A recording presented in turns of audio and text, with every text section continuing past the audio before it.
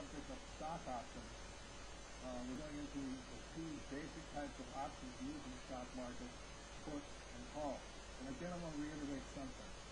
Whenever I say to an amateur investor, the market might crash, they get all upset and then argue and all this. I know they're an amateur at that point because then they don't understand puts and calls options. And because a professional investor doesn't care if it goes up and doesn't care if it comes down because they'll protect their position either way. Another word for options is the word insurance. In the stock market, it's also called a hedge. It's more protection. It puts a barrier around your value of the stock.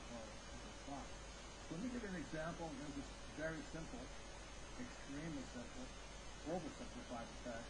But the subject of puts and calls as far as options go, and it's either one or more complex, or sometimes it takes massive amounts of brain power. I don't know how to explain it. So let's keep it very simple for the start right here. So let's just say you buy a stock at $10, and over time the stock goes up, and let's say it's $50, and now you're afraid the market's starting to look like it can't go any higher. At this point, a professional investor says, I don't want to lose my $50 position. At this point, a professional investor may buy what's called a put option. The keyword is that they will buy the stock.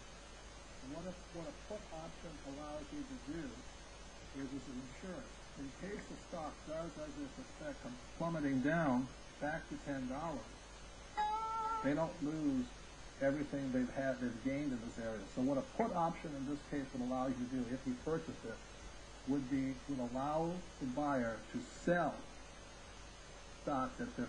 So a put option allows you to sell a stock at $50. So even though the stock today is at $10, the put option is your insurance saying somebody has to pay you $50 for insurance. So that's why options are so important, and especially in the stock market, because you don't want to ever invest without insurance.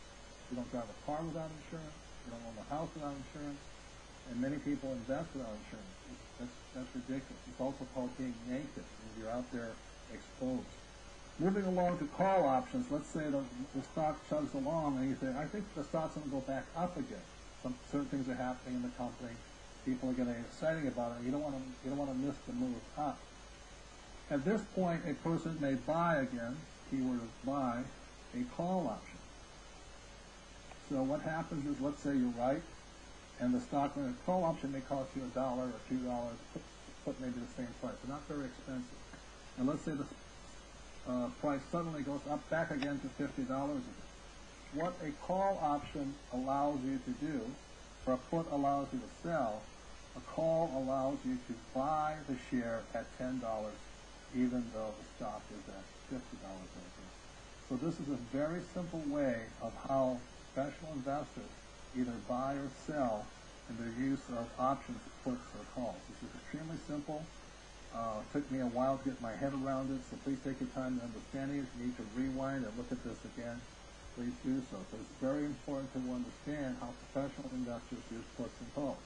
Once again, in this situation, by buying a put, if the stock fell down to 10, the put allows me at this point to sell my share at still $50, even though prices are 10. And in this case, if the stock market moves up to 50, the call option will allow me to buy shares of the stock at $10, even today the price is at 50. So options are a very important way that professional investors invest, and these are the two basic ways, puts and calls and options. Thank you.